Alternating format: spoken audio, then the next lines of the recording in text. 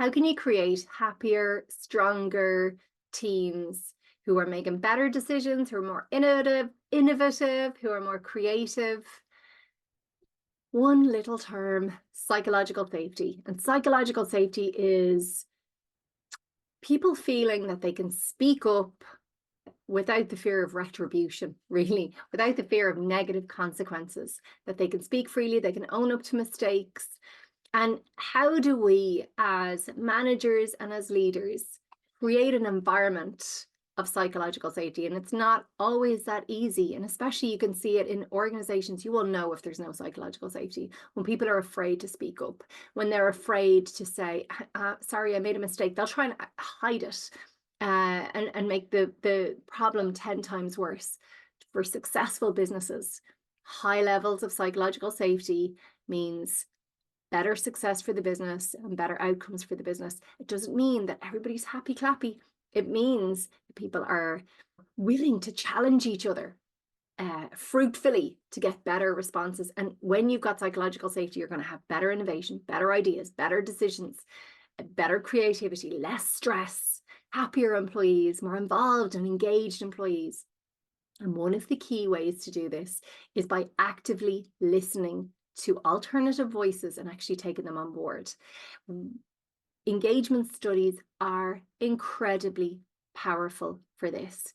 In organizations where or teams where psychological safety is low, start by creating incredible listening mechanisms, such as an employee engagement survey, where ideally you have a range of questions over a range of topics. And that goes from everything from leadership to recruitment, onboarding, managers, benefits, compensation, everything. Cover the whole thing. But the key is powerful questions and immediate response. Not immediate response, but prioritizing response, sharing the results, and taking action. This is something where we see such incredible results. Doing meaningful engagement surveys and taking action on the response, communicating transparently throughout the whole process. We've seen it in companies where the response rate starts to go up year on year because you start at a particular benchmark.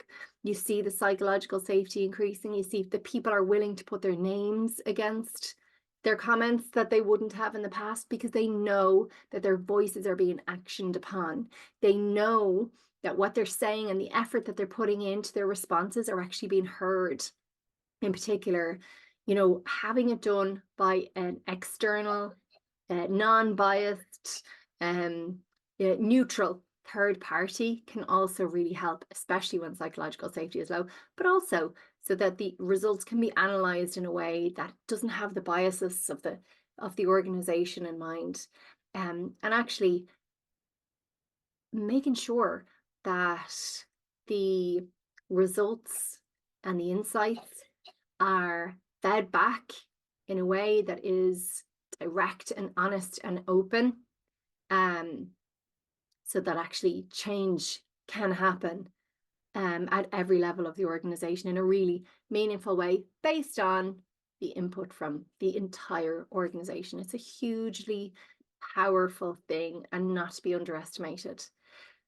The tweak for this week is to find your listening mechanism, whether that's an engagement survey or whether it's a way of having those more open conversations and ensuring that you are watching your response. So when you're given feedback, when you're challenged as a manager, as a leader, what's your response? How do you respond?